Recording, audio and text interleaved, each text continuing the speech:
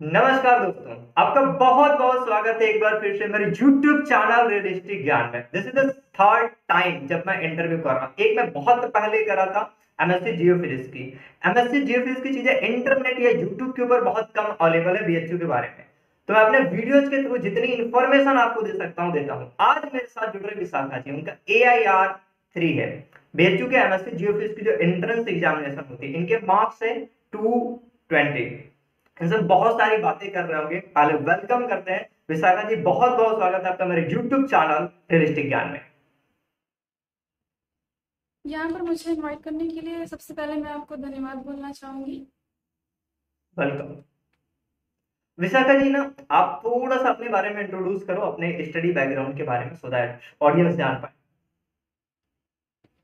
मेरा नाम विशाखा श्रीवास्तव है और मैं मिर्ज़ापुर उत्तर प्रदेश ज़िले से हूँ और मेरी स्कूलिंग यहीं से हुई है, मिर्ज़ापुर से ही।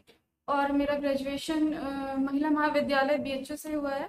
मेरा subject combination physics mathematics geography था और फिजिक्स मेरा ऑनर्स था। Okay okay okay.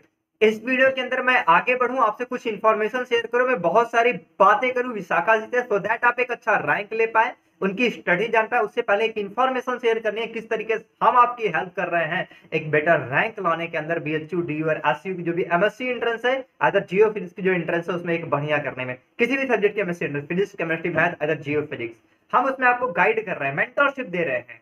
जिन्होंने ऑलरेडी टॉप कर रखी, जो आईआईटीएन है, बीएचयू ने, जो ऑलरेडी पढ़ रहे हैं, वो आपको गाइड करने वाले हैं। नीचे डिस्क्रिप्शन बॉक्स में फॉर्म मिल जाएगी, Google form, fill that form, watch this video, follow this strategy, be the next topper. यानी कि पीएमजीआर से थी, अभी आप एमएससी जियोफिजिक्स परस्यू कर रहे हैं। अच्छा, जी। एक क्वेश्चन मैं यहाँ पे पूछता हूँ, क्या थॉट प्रोसेस आपके पास में, जियोग्राफी भी थी, मैथ में थी, क्या थॉट प्रोसेस थी कि आपने फिजिक्स को चूज किया? Why physics, why not any other subject, why physics? Jio physics एक ऐसा सब्जेक्ट है जहाँ पर हम मेनली थ्योरेटिकल चीज़ों का एप्लीकेशन बेस्ड पढ़ाई करते हैं। तो यहाँ पर हमें ज्योग्राफी भी देखने को मिल जाती है, जिसमें मेट्रोलॉजी में हम क्लाइमेटोलॉजी और ये सारी चीज़ों के बारे में पढ़ते हैं। और यहाँ पे हमें फिजिक्स भी पढ़ने को मिलता है, मैथमेटिक्स भी। तो एक तरह से कह सकते हैं कि हम ऑल चीज़ों के टच में रहते हैं। और सबसे बड़ी बात यहाँ ये है कि हमें जियो फिजिक्स में प्लेसमेंट की भी अपॉर्चुनिटी मिलती है। तो एक रीज़न ये भी था मेरा जियो फिजिक्स ज्वाइन करने सही का। है, सही है, बहुत बढ़िया रीजन है। हमें प्लेसमेंट भी चाहिए होती है, हर बच्चा आईआईटी के अंदर जो आज एमएससी करना चाहता है, सबकी यही एक टारगेट होती है, प्लेसमेंट लग रहे होंगे, कई बार उन्हें रियलिटी नहीं पता है। अच्छा, जी। अभी मैं ना आपसे एक क्वेश्चन पूछ रहा हूँ कि जो बीएचयू का जियो फिजिक्स है और किसी अदर आईआईटी के अंदर जो जियो फिजिक्स है, या फिर बीएचयू की जो फिजिक्स है, कैसे जियो फिजिक्स अलग है और कैसे बेटर है? मतलब क्या चीजें अलग है एग्जैक्टली जियो फिजिक्स के अंदर? थोड़ा इन डेप्थ आप बता सके तो आप थोड़ा एक्सप्लेन करिए।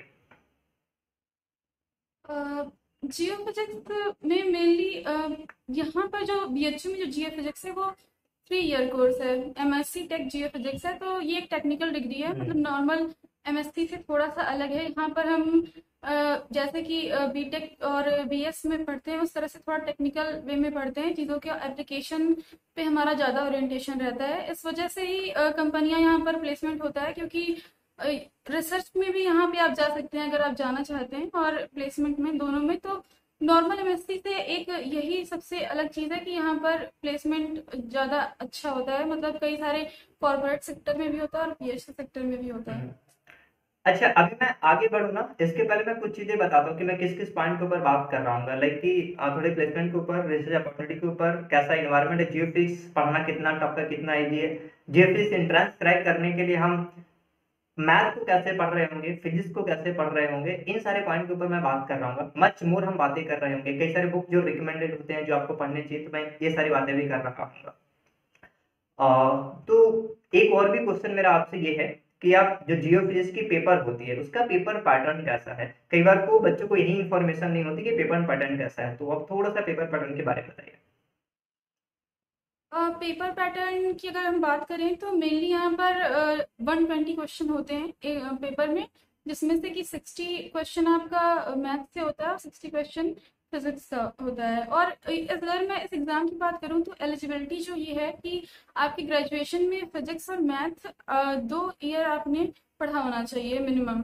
और थर्ड ईयर में आपका चाहे जो भी ऑनर्स हो, 2 ईयर में अगर आपने फिजिक्स और मैथमेटिक्स पढ़ी हुई है तो आप इस एग्जाम के लिए एलिजिबल हैं। 60 क्वेश्चन यहाँ पे मैथ्स के और 60 क्वेश्चन फिजिक्स के होते हैं, तो ये उन्हीं 2 ईयर ग्रेजुएशन से आते हैं। और कुछ पोर्शन यहाँ पे आपके इंटरमीडिएट से भी होते हैं। तो क्वेश्चन का लेवल नॉर्मल टू मॉडरेट होता है, बहुत टफ क्वेश्चन नहीं आते। और अगर हम यहाँ पे सिलेबस की बात करें तो फिजिक्स में आपकी मैकेनिक्स, थर्मोडायनेमिक्स, ऑप्टिक्स और इलेक्ट्रोमैग्नेटिक्स और एटॉमिक फिजिक्स, न्यूक्लियर फिजिक्स और स्पेशल थ्योरी ऑफ रिलेटिविटी होती है। और मैथमेटिक्स की अगर हम बात करें तो यहाँ पर ट्रिग्नोमेट्री, मैट्रिक्स और limit, continuity, convergence, divergence, differential equation, Laplace equation, statics, dynamics, geometry, ये सारी चीज़ें आपको पढ़नी होती हैं। Okay okay okay. जैसे कि आप बता रहे हो कि मतलब यदि आप सेकेंड ईयर तक में मतलब 2 साल में मतलब मैथ और फिजिक्स आपका सब्जेक्ट होएगा तो आप एलिजिबल हो। यानी कि कोई बच्चा जिसने पीएमसी ले रखी है और उसका केमिस्ट्री ऑनर्स है और 2 साल में उसने फिजिक्स और मैथ साथ में केमिस्ट्री भी पढ़ रखी है, इट मीन्स वो पर्सन एलिजिबल है यहाँ का एमएससी फिजिक्स, एमएससी जियोफिजिक्स देने के लिए। जी ये एक बहुत अच्छी प्लस पॉइंट हो जाती है कि आप आल्दो थर्ड ईयर के अंदर फिजिक्स भी नहीं पढ़ रहे हो, मैथ भी नहीं पढ़ रहे हो, स्टिल आप जियो फिजिक्स के अंदर जाके एक्सप्लोर कर सकते हो, प्लेसमेंट लेने के मन तो प्लेसमेंट छोड़ सकते हो। अच्छा आप ये बताइए कि और जियो फिजिक्स वाली जो होती है ना, यहाँ पे मैथ पढ़ने में लिटरली अभी मुझे कई सारे बच्चे मैसेज कर चुके हैं। इवन शिवांगी का मैंने इंटरव्यू करा था, वहां पे भी कई सारे बच्चों ने मैसेज करे थे। मैं गूगल मीट भी एक बार को करा था, इंटरनल मीटिंग मैंने करी थी, वहां पे लाइक दूसरे बच्चे थे जो मतलब मेरे इनरोलमेंट थे। हम रन भी कर रहे हैं mentorship program MSc physics entrance के लिए, और जो बच्चे एमएससी जियो फिजिक्स के लिए रन कर रहे हैं उसके बारे में मेंटरशिप रन कर रहे हैं। नीचे बाय द वे फॉर्म मिल जाएगी, आप फिल कर सकते हो। जो भी अभी इस वीडियो को देख रहे हैं हम आपको डेफिनेटली उसका पार्ट बना सकते हैं। आपको गाइड करने वाले सारे ही टॉपर हैं जिसने ऑलरेडी एग्जाम को छोड़ रखी है। मैथ तो पढ़ने में इशू जा रही होती है, आप खुद भी इस वीडियो से बहुत टेक अवे ले सकते हो, बहुत लर्निंग ले सकते हो। तो मैं क्वेश्चन ये पूछ रहा हूँ कि मैथ को कैसे पढ़ा जाए और बहुत बढ़िया स्कोर करा जाए, क्योंकि मे बी किसी का फिजिक्स ऑनर्स है, मे बी मैक्सिमम जो बच्चे ना फिजिक्स वाले वो अपीयर हो रहे होते हैं, तो उनकी प्रॉब्लम ये होती है कि हम मैथ कैसे पढ़ेंगे। तो आपने कैसे पढ़ा और कैसे पढ़ना चाहिए?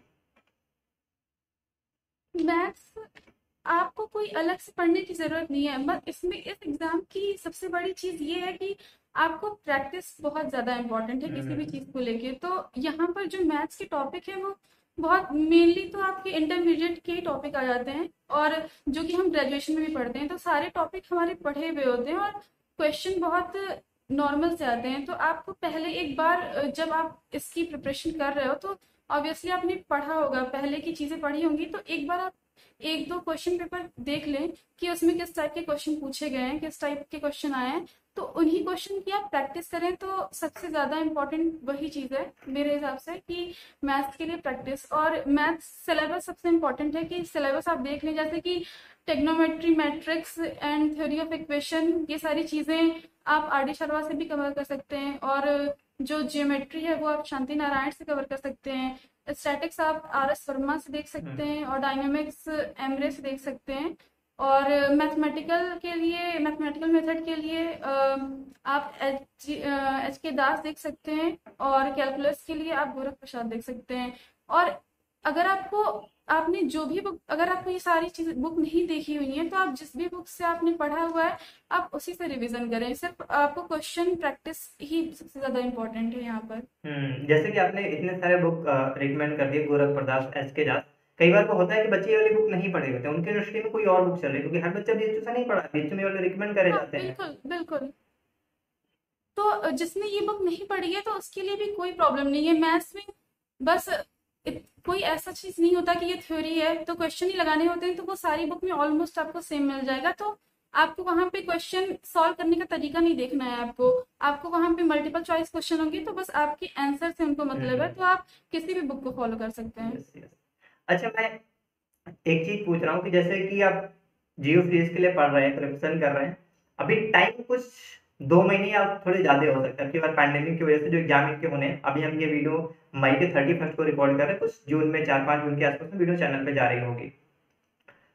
जो बच्चे अभी प्रिपेयर कर रहे होंगे वीडियो देख करके, कुछ उनके पास में 2 महीने की टाइम ड्यूरेशन होगी। क्या 2 महीने की टाइम ड्यूरेशन में जिसने बिल्कुल ही जीरो से शुरुआत कर रखी है, ये थोड़ी बहुत चीजें पढ़ रखी है, मान लो फिजिक्स उसने प्रिपेयर कर रखी है, तो क्या जो टॉपिक बचते हैं मैथ के या फिर थोड़ी बहुत उसने पढ़ रखी है या नहीं पढ़ रखी है, क्या वो कर सकता है इतने टाइम ड्यूरेशन के अंदर? To be very honest, it is possible या बहुत हार्ड वर्क हो जाएगी? नहीं नहीं, बिल्कुल कर सकते हैं, इसमें कोई भी बड़ी बात नहीं है। आप बस उसका सिलेबस देखिए और क्वेश्चन पेपर पैटर्न देखिए, वो कौन सा पैटर्न फॉलो कर रहे हैं, और उस हिसाब से सिर्फ आप उन्हीं उन्हीं टॉपिक्स को लेकर उठाइए और उन टॉपिक्स को कवर करते हुए 4-5 ईयर के क्वेश्चन पेपर को सॉल्व करते रहिए, और वो टॉपिक्स आपके तैयार हो जाएंगे। मतलब बहुत डीप में आपको नहीं पढ़ना है, बस इतना है कि आपका रिवीजन बहुत अच्छा होना चाहिए। कुछ क्वेश्चंस तो डायरेक्ट फॉर्म हो जाते हैं कि मतलब ये इसका एग्जाम्पल क्या है, इस टाइप से कोई भी क्वेश्चन। तो आपको बहुत पैनिक होने की इसमें ज़रूरत नहीं है, बहुत डीप क्वेश्चन नहीं आते हैं, नॉर्मल क्वेश्चन आते हैं, तो 2 महीने का टाइम भी सफिशियंट है। अभी जैसे ना आप एक चीज बोल रहे हो कि जैसे 2 महीने का टाइम सफिशिएंट है, एक्चुअली हम लोग करके आ रहे हैं, जो मेंटरशिप है हमने 50 डेज के लिए पूरी ब्लूप्रिंट बना रखी है जिसमें हम गाइडेंस दे रहे हैं। तो यस, ये टाइम सफिशिएंट है, इस वाले टाइम के अंदर आप फोड़ सकते हो। यदि टॉपर आपके सामने आके ये वाली चीज बोल रहे हैं कि it is enough time to get a good rank, get selected, आप सेलेक्टेड भी हो तो that will be much better, क्योंकि आपका एंट्रेंस एग्जाम में selection is really really important. आप सेलेक्ट हो रहे हो नहीं, गुड रैंक आती है, that will be really appreciable work, कि आप अप्रिशिएट हम कर रहे होंगे आपको कि आपने एक अच्छी रैंक लेके आ रखी है। यदि आप एफर्ट दे रहे होगे, एक पर्टिकुलर स्ट्रेटजी के साथ में पढ़ रहे होगे, गाइडेंस के साथ में पढ़ रहे होगे, you can do much more better. बिल्कुल ये वाली चीज पॉसिबल है कि 2 महीने में आप कर सकते हो। अच्छा, जैसे कि मैं एक और भी चीज पूछता हूँ ना, अभी जैसे ना कई सारे बच्चे मेरे से कंसर्न ये पूछते हैं कि लाइक मैं ना अभी पढ़ते हुए नोट्स नहीं बनाना चाहता हूँ, फिर नहीं बनाना चाहती हूँ, मतलब नोट्स नहीं बनाना हमें, क्योंकि वो टाइम कंज्यूमिंग हो जाता है। और बोलते हैं कि हमें कहीं से नोट्स दिलवा दो, वाले नोट्स हम पढ़ लेंगे। जैसे किसी किसी वीडियो के नीचे बच्चे कमेंट करके बोलते हैं कि ये वाले नोट्स हमें प्रोवाइड करा दो। तो ये कितना एफिशिएंट चीज होती है कि किसी दूसरे के नोट्स के पढ़ना या खुद के नोट्स क्रिएट करने, या कम टाइम में तो क्या ऐसा करना अच्छा होएगा कि दूसरे के नोट्स से हम पढ़ रहे अ, सबसे पहली बात कि किसी भी चीज़ की नॉलेज के लिए सबसे ज़रूरी बुक होती है हैं? वो, लेकिन अभी का प्रोसेस नहीं है वो। आप जब स्टार्टिंग में ग्रेजुएशन में या फिर आपने 12th में जब भी पढ़ा होगा, हम्म। तो ऑब्वियसली आपने वो सारी चीज़ें पढ़ी होंगी। हम्म। और उसके बाद अगर आपके कुछ क्लास नोट्स भी होंगे जिसे आपने पढ़ा होगा, या फिर जो आपको पसंद है जिसे आप 1-2 बार पढ़ चुके हैं, उन चीज़ों को रिवाइज करना ज़्यादा बेहतर है। और अगर आपके पास किसी टॉपर्स के नोट्स है जो आपको बहुत अच्छे लग रहे हैं, तो आप पढ़िए, उसमें कोई दिक्कत नहीं है। लेकिन आपको एक शॉर्ट नोट्स खुद के बनाने बहुत इंपॉर्टेंट है, जो कि आप एग्जाम के 2 दिन पहले रिवाइज कर सकें, क्योंकि 2 दिन पहले का जो टाइम होता है वो बहुत इंपॉर्टेंट होता है। क्योंकि जैसे कि हमने पढ़ रखी है सारी चीजें, लेकिन लास्ट टाइम पे जब आप एग्जाम में बैठिए तो आपको लगता है यार ये वाला ऑप्शन होगा या ये वाला, तो वो वाला सीन नहीं क्रिएट होना चाहिए। इसके लिए शॉर्ट नोट्स आपके पास बने होने चाहिए, जिसको आप एग्जाम के पहले 2 दिन या 3 दिन पहले 2-3 बार रिवाइज करके चले जाएं। इसके 2-3 दिन पहले आपको और कुछ भी नहीं देखना है, आपको अपने बनाए हुए शॉर्ट नोट्स के अलावा और कुछ नहीं देखना है। आपको सिर्फ वही रिवाइज करके जाना है जिसमें आपने कुछ फॉर्मूलाज लिखे हों जो कि उन क्वेश्चन में यूज हो रहे हैं, या फिर कोई जो क्वेश्चन उसमें पूछे जाते हैं उससे रिलेटेड कोई इंपॉर्टेंट चीजें, इंपॉर्टेंट टॉपिक्स हैं, तो आप उन चीजों का शॉर्ट नोट्स बना लें तो ज्यादा बेहतर है। और जैसा कि अभी आप बता रहे हो, शॉर्ट नोट्स बनाना, रिवीजन करना, दो ये टर्म आप बोल रहे हो, शॉर्ट नोट्स एंड रिवीजन। तो यहाँ पे मेरा एक क्वेश्चन ये है कि आप शॉर्ट नोट्स कैसे बनाना चाहिए, मतलब क्या हमें चीजें ध्यान में रखनी चाहिए, और रिवीजन किस तरीके से करनी चाहिए? क्योंकि मेरा ये मानना है कि रिवीजन यदि आप नहीं कर रहे होते हो तो एग्जाम के अंदर आपके कुछ मार्क्स लूज हो रहे होते हैं। लेट से आपके 3 से 4 क्वेश्चन है, लेट से 5 क्वेश्चन आपके गलत हो जाते हैं जो आपको आ रहे थे, जस्ट बिकॉज ऑफ रिवीजन आपके रॉन्ग हो जाते हैं। तो रिवीजन को किस तरीके से करनी चाहिए और शॉर्ट नोट्स कैसे बनानी चाहिए, क्योंकि ये रियली रियली इंपॉर्टेंट फैक्ट है दोनों ही। मैथ्स के अगर शॉर्ट नोट्स की बात करूँ मैं, तो उसमें तो मेनली फार्मूलाज ही होते हैं। तो आपको जो भी इम्पोर्टेंट फार्मूलाज हैं, एक टॉपिक वाइज जैसे जैसे आप वो टॉपिक पढ़ते जा रहे हैं वैसे वैसे उस टॉपिक का उतने फार्मूला जो जहाँ पे इम्पोर्टेंट यूज होते हैं वो सारे आप नोट कर लें। और अगर फिजिक्स की बात करूँ तो यहाँ पे कुछ जो एग्जाम्पल्स होते हैं या फिर कुछ डेफिनेशन होती हैं, और कुछ न्यूमेरिकल्स भी अगर बहुत बार रिपीट हो रहे हैं तो उनको भी आप अपने नोट्स में ऐड कर सकते हैं। और वहाँ पे भी कुछ डायरेक्ट फार्मूला पूछ लेते हैं एग्जाम में, मतलब कि कोई भी फार्मूला अगर आपसे डायरेक्ट पूछ लिया तो आप उसका शॉर्ट नोट्स बना सकते हैं। मतलब जो फार्मूले वगैरह वाली चीजें इन केस ऑफ फिजिक्स, और जो छोटे छोटे एग्जाम्पल वाली वो चीजें आप बना सकते हैं अपने शॉर्ट नोट्स के अंदर। जी। अच्छा, और रिवीजन किस तरीके से करना चाहिए, कैसे रिवाइज कर रहे होंगे, तो रिवीजन भी तो इम्पोर्टेंट है। रिवीजन मेनली आपको पेपर से ही, पेपर पैटर्न को फॉलो करते हुए ही करना है। मतलब कोई, जैसे कि आपने एक टॉपिक उठाया, उसको आपने पढ़ा, और उसके फिर क्वेश्चन पेपर से आपने क्वेश्चन पेपर सॉल्व किए, तो आप देखिए कि आपके कितने क्वेश्चन पेपर सॉल्व हो रहे हैं, और 2-3 क्वेश्चन पेपर को आप छोड़ दें, जिसको आप लास्ट में, मतलब जब सारा 1-2 घंटे का टाइम मैनेजमेंट बना के, जिसको आप सारा एक एक बार में क्वेश्चन पेपर सॉल्व करेंगे, और जो बाकी सारे क्वेश्चन पेपर हैं वो टॉपिक वाइज सॉल्व करते रहें, और उन्हीं से जो शॉर्ट नोट्स बने वो आप लास्ट में वही रिवाइज कर सकते हैं। आपने ना एक चीज बोली कि आपने एक दो पेपर छोड़ दो, उसको एक सर्टेन टाइम के अंदर, जो टाइम ड्यूरेशन अलोकेट होता है एग्जाम के अंदर, उस वाले टाइम फ्रेम में आप सॉल्व करो। हाँ तो एग्जाम फ्रेम के अंदर ना टाइम मैनेज करना बहुत टफ हो जाता है, आपने कैसे मैनेज किया और कैसे करना चाहिए, क्योंकि यहाँ पे नंबर ऑफ क्वेश्चन बहुत होते हैं, 100 2 घंटे में करने हैं, 120 है वो। जी, यहाँ पे यही सबसे बड़ी बात है कि यहाँ पे आपको 2 घंटे मतलब 120 मिनट में 120 क्वेश्चन सॉल्व करने हैं। तो आपको यहाँ पे टाइम मैनेजमेंट बहुत ज़रूरी है। अगर किसी भी एक क्वेश्चन पे आपने ज़्यादा टाइम दे दिया, तो वो उन बाकी सारे क्वेश्चन का टाइम किल कर देगा जो आपको आते भी होंगे। तो जब आपके पास टाइम नहीं रहेगा तो आप अटेम्प्ट कहाँ से कर पाओगे। तो आप ऐसा कर सकते हैं कि जब आपको क्वेश्चन पेपर मिले तो उसको सबसे पहले आपको एनालिसिस करना है कि ये क्वेश्चन पेपर कैसा है, मतलब इजी है, मॉडरेट है, हाई लेवल का है, जैसा भी है। तो उन मतलब 5 मिनट के अंदर आपको उस पेपर को एनालाइज करना है। उसके बाद आप उन क्वेश्चन को सबसे पहले कर लीजिए जो कि आपने इतना रिवाइज कर लिया है, तो बहुत सारे क्वेश्चन हैं कि जो सिर्फ देख कर लग जाते हैं, आपको उनको सॉल्व करने की जरूरत नहीं है। तो उन क्वेश्चन को आप सबसे पहले कर लें, ताकि, क्योंकि बाद में जब आप जिन क्वेश्चन को सॉल्व करेंगे, क्योंकि यहाँ पर आपको कैलकुलेटर नहीं मिलेगा, तो जो आपका टाइम है वो आप अच्छे से उन क्वेश्चन को दे पाएं, क्योंकि आपने जो क्वेश्चन बिना सॉल्व किए करने वाले हैं वो सारे कर लिए हैं, तो आपके पास अब बस सॉल्व करने वाले क्वेश्चन बचे हुए हैं। तो आप उन पे टाइम मैनेजमेंट अच्छे से कर सकते हैं कि आपके पास इतने क्वेश्चन है, इतने टाइम है, और आपको इस तरह से करना है। तो 2-3 राउंड में क्वेश्चन को सॉल्व करना चाहिए। पहले राउंड में जिसमें कि आपको सारे क्वेश्चन देख कर आ रहे हैं, उन क्वेश्चन को सॉल्व कर दें। दूसरे राउंड में आपको जिन क्वेश्चन को देख के लग रहा है कि ये मैं एकदम अच्छे से कर सकता हूँ या कर सकती हूँ, आप उन क्वेश्चन को कर लें। और फिर उसके बाद अगर आपके पास टाइम बचता है तो जिन क्वेश्चन में आपको कंफ्यूजन है उसको ट्राई कर सकते हैं। यस यस यस, ये बहुत अच्छी टेक्निक होती है कि हम, जो हमें लग रहा है कि ये आ रहे हैं, ये इजी है और इजीली सॉल्व हो जाएंगे, डू दैट फर्स्ट, एंड उसके बाद थोड़े मॉडरेट जो थोड़ी कैलकुलेशन ले रहे होंगे, और जो थोड़े हाई एंड वाले हैं। हर एक एग्जाम के अंदर कुछ ऐसे क्वेश्चन डाले जाते हैं जो आपको सॉल्व नहीं करने होते हैं। इवन जो एकदम टॉपर होता है, पहले रैंक ला रहा होता है, वो कुछ क्वेश्चन वहां पे सॉल्व करना होता है। एक और भी चीज जहाँ पे, जो एक बार मीम बना के चली हुई थी, मोदी जी कुछ ऐसा बोल दिए थे कि आपको कठिन क्वेश्चन से पहले शुरुआत करनी है, तो भाई साहब ये वाली गलती आपको नहीं करनी, आपको इजी से शुरुआत करनी है। अच्छा, एक और भी चीज मैं पूछ रहा होता हूँ कि कई बार को ना, जैसे कि हम एग्जाम हॉल के अंदर बैठे और एग्जाम देने लग गए, तो हमारे सामने ना कुछ 2-4 क्वेश्चन, ये वाला क्वेश्चन भी टफ, अगेन मूव किया, वो वाला भी टफ, वो वाला भी टफ। अभी मैं प्रिंस सिटी का इंटरव्यू कर रहा था, जिनका आईटीजेम में AIR 1 है, उनकी एक बार डली है, दूसरी बार डली है। तो उस वाले में उन्होंने बोले थे कि मेरे साथ में अच्छे भैया दिक्कत यही हो गई कि मेरे सामने सारी पहले शुरुआत में टफ आ गए। मैं कहा, फिर मैं तो गया, लेकिन उन्होंने वो स्किप कर दिए, स्किप करके सॉल्व किए। तो आप यहाँ पे क्या सजेस्ट करते हो कि यदि टफ टफ टफ आ गया आपके सामने, देन उस केस में आप क्या करो, क्योंकि मेंटल लेवल तो बहुत उसमें बहुत बहुत हाई चला जाएगा, तो क्या ही होएगा मेरा, ऐसा वाली सिचुएशन आ जाएगी।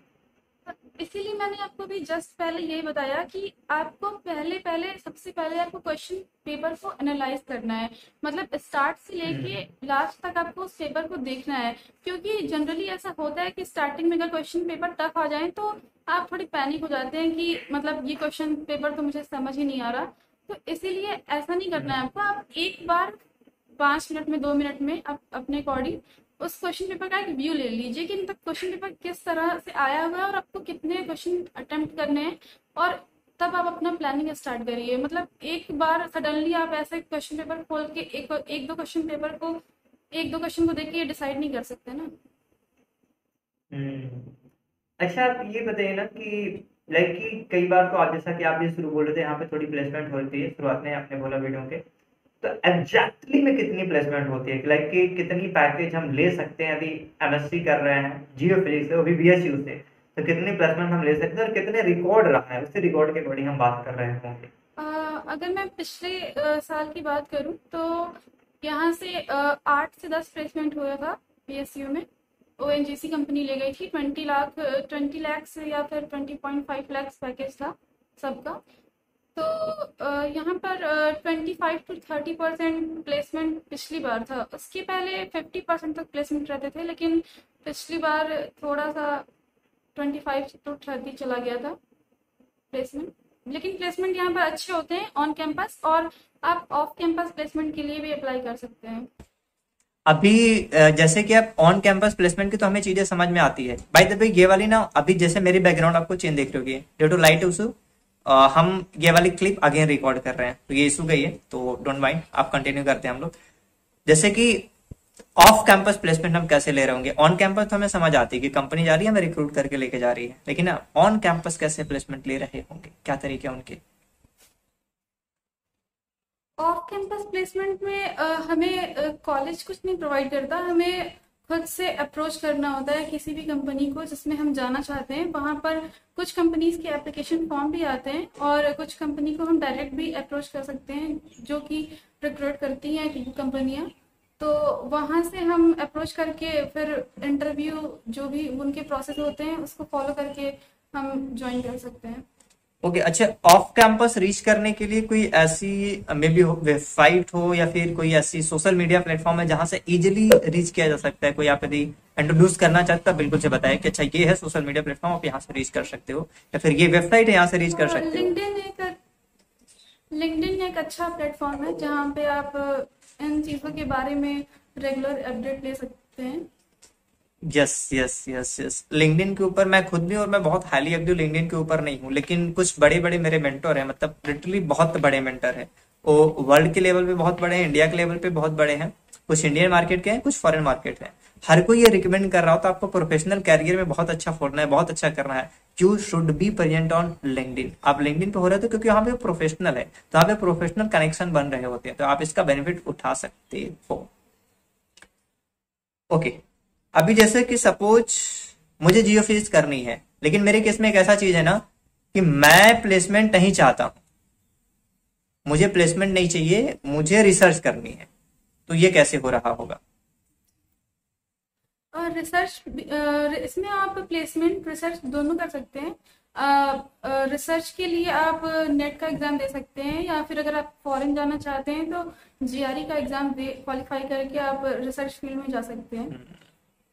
अच्छा अच्छा, एक एक ना इसी साथ में एक वाली चीज मेरे माइंड में क्वेश्चन ये आ रही कि जैसे होता है ना, हम आईआईटी वगैरह में पढ़ते हैं तो ऐसा बताया जाता है कि वहां के नेटवर्क बहुत स्ट्रांग है, लिटरली बहुत स्ट्रांग है। क्या बीएचयू वाली केस में ऐसा बेनिफिट है क्या कि मतलब वहां के प्रोफेसर हमें रिकमेंड कर दे बाहर के लिए? बीएचयू में जियोफिजिक्स डिपार्टमेंट में यहाँ पे एलुमनाई नेटवर्क काफी अच्छा है। मतलब इंडिया में जितनी भी पीएसयू या कॉर्पोरेट सेक्टर में भी जो अच्छी अच्छी कंपनियां हैं, लाइक ओएनजीसी, ऑयल इंडिया, या फिर कॉर्पोरेट में बात करें स्लम्बरजर, तो यहाँ की एलुमनाई नेटवर्क भी काफी स्ट्रांग है। वहाँ पे यहाँ बीएचयू से पढ़े हुए भी बहुत सारे लोग हैं, या फिर फॉरेन में रिसर्च के लिए भी देखा जाए तो यहाँ का एलुमनाई नेटवर्क काफी अच्छा है। ओके ओके ओके ओके, और वो काफी हेल्प भी प्रोवाइड करते हैं। डेफिनेटली, वो सिंपल सी बात होती है, लॉजिकल वाली बात। जैसे हम बीएचयू के एंट्रेंस वाले में बीएचयू हमें छूट दे रही होती थी, हमारे एलुमनाई जहाँ कहीं भी होंगे तो हमें बेनिफिट तो 110% प्रोवाइड करेंगे कि ये तो अपना ही बच्चा है। अच्छा, एक और भी चीज कि लाइक एक होता है ना कि अपना टारगेट सेट करना कि मुझे ये वाली चीज अचीव करनी है, तो आपका क्या गोल है, आप क्या अचीव करना चाहते हैं, व्हाट इज योर टारगेट? अभी करेंटली तो मैं गेट के लिए प्रिपेयर कर रही हूँ, और मेरा फोकस कैंपस प्लेसमेंट के पर भी है, तो अभी मैं इन्हीं दोनों के लिए प्रिपेयर कर रही हूँ। ओके ओके, अब और एक चीज मैं बताना हाँ, भूल गई, आप जियो फिजिक्स में एक और एग्जाम दे सकते हैं। यूपीएससी कंडक्ट कराती है जीएसआई का एग्जाम, उसमें जियो साइंटिस्ट के पोस्ट के लिए वो एग्जाम कंडक्ट किया जाता है। उसमें 3 फेज होते हैं, प्री, मेंस एंड इंटरव्यू।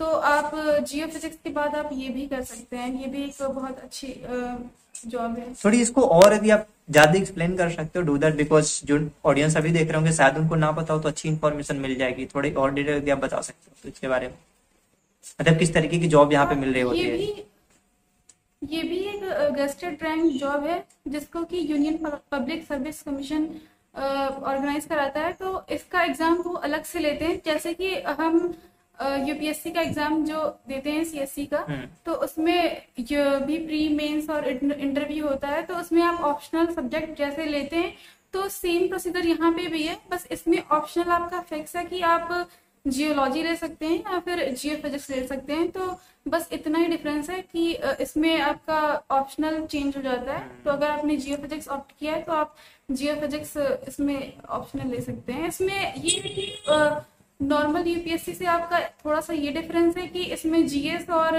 पे थोड़ा सा कम फोकस रखते हैं, यहाँ पर मेनली जियो फिजिक्स पर ही फोकस रखते हैं। लेकिन आपको थोड़ा बहुत जीएस का भी मतलब नॉलेज होना चाहिए इस एग्जाम को क्लियर करने के लिए। Okay okay okay.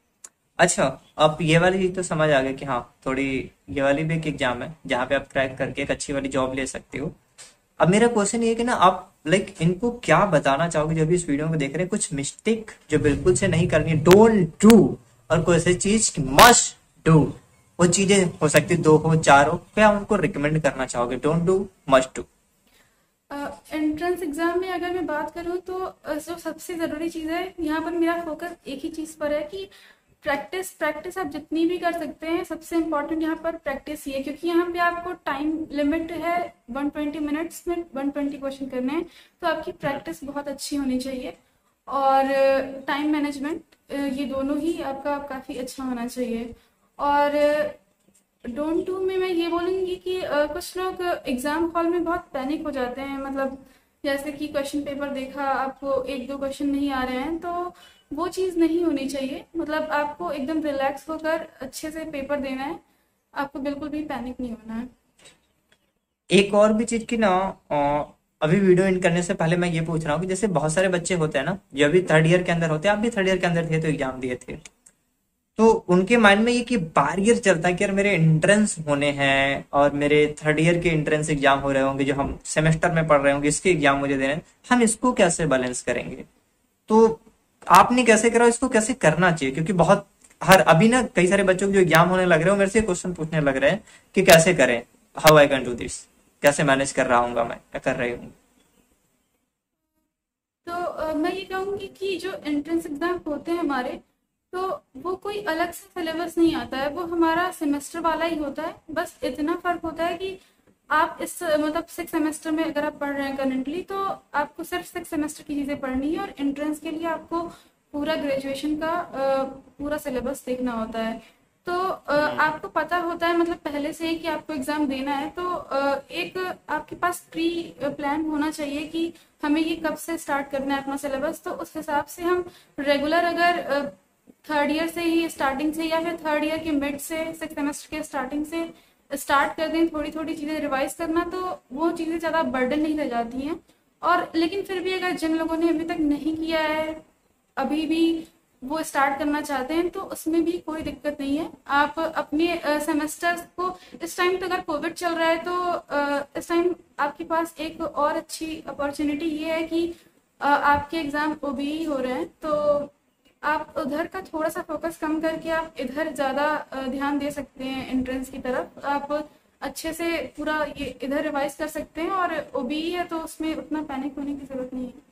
Yes yes yes, तो बिल्कुल सही वाली चीज आ रखी है, क्योंकि किसी को दिखता है कि ये पैंडेमिक है, ये अपॉर्चुनिटी नहीं है, खराब चीजें हो रखी है हमारे लिए, लेकिन जहां पे कोई एक निगेटिव चीज हो रही होती है वहां पे एक अपॉर्चुनिटी भी क्रिएट हो रही होती है किसी और के लिए। जो अपॉर्चुनिटी स्कैनर होता है उसको अपॉर्चुनिटी दिख जाती है, तो ये एक स्टूडेंट के लिए पूरी तरीके से अपॉर्चुनिटी है। यदि कोई बोलता है कि मेरे पे टाइम मैनेज नहीं हो सकती, तो भाई साहब ये आपकी प्रॉब्लम है, मैनेज करना सीखिए। ये लिटरली आपकी माइंडसेट की प्रॉब्लम की मेरे से मैनेज नहीं हो पाएगी। Every topper has done this, you have to do the same thing. आपको खुद भी टाइम मैनेज करनी पड़ रही होगी, आप खुद भी मैनेज कर, अगर इतना बढ़िया ऑप्शन मिल रखा है यार। मैं अपना ओबीयू बताऊं तो मैंने तो पूरा देख के लिखा था, क्योंकि ओबी में साफ साफ नोटिफिकेशन आ रखी थी, आप देख के लिख सकते हैं। मैंने सेम चीज करी, मैंने देख के लिखे थे, ऑप्शन उन्होंने दे रखे, मैंने देख के लिखे, मेरे पास कॉपी थी, बुक थे, एवरीथिंग मैंने देख करके लिखे। तो उसका बेनिफिट उठा सकते हो। यदि आपकी यूनिवर्सिटी बोल रही है आपको you have to do this, तो करो। आप पूरी जान लगा दो एंट्रेंस में, बीएचयू में जाने के बाद, डीयू में जाने के बाद, जहां के भी आपको जाना है। ये तो टारगेट हम वीडियो बीएचयू के लिए कर रहे थे। बीएचयू में आने के बाद करना जितनी पढ़ाई करनी है, मतलब इन डिटेल इन डेप्थ करना। अभी तो एग्जाम में पढ़ के आ जाओ, राइट? क्या आप इस बात से एग्री करते हैं कि इनको ऐसा ही करना चाहिए? जी मतलब मैंने कहा कि अगर जिसका अभी तक प्रिपरेशन स्टार्ट नहीं हुआ है एंट्रेंस के लिए, तो उसको यही करना चाहिए, क्योंकि इस टाइम आपके लिए एंट्रेंस इम्पॉर्टेंट है। अगर आप एंट्रेंस नहीं क्वालिफाई कर पाए तो आपका एक साल पूरा चला जाएगा। तो आपको एंट्रेंस पे ही फोकस करना चाहिए, और सेमेस्टर एग्जाम ओबीई है, तो एक तरह से आपके पास ये अपॉर्चुनिटी है अगर हम इसको पॉजिटिव वे में लें तो। Yes yes yes, thank you so much हमारे साथ जुड़ करके इतनी सारी बातें शेयर करने के लिए। आई होप एंड बिलीव जो भी वीडियो को आखिरी तक देखा ना, मस्त वाला फोड़ रहा होगा। मैंने कांग्रेचुलेशन टू यू। मैं इस बात के लिए आपको कांग्रेचुलेट करता हूं बिकॉज आप इस वीडियो को आखिरी तक देखे हैं। More than 90% of the people has quit the video in between. बीच में क्विट किए हैं, चले गए हैं, आप उनमें से नहीं हो, आप आखिरी तक देखे हो। मैं एक चीज आपसे एक कमिटमेंट चाहता हूं, आप नीचे कमेंट करके बताओ I am going to be the next topper. I am going to be the next topper, आप ये कमेंट करो। एंड नीचे डिस्क्रिप्शन बॉक्स में फॉर्म मिल रही है मेंटरशिप की, fill the form, be the part of mentorship program, learn from the topper, be the next topper. क्योंकि देखो यार, जो आखिरी तक रहता है वही जीतता है। आप आखिरी तक रहे हो, आप विनिंग नेचर की पर्सनैलिटी हो। फॉर्म फिल करो, हमसे सीखो, be the next topper. Bye bye. Exam फोड़ के आना।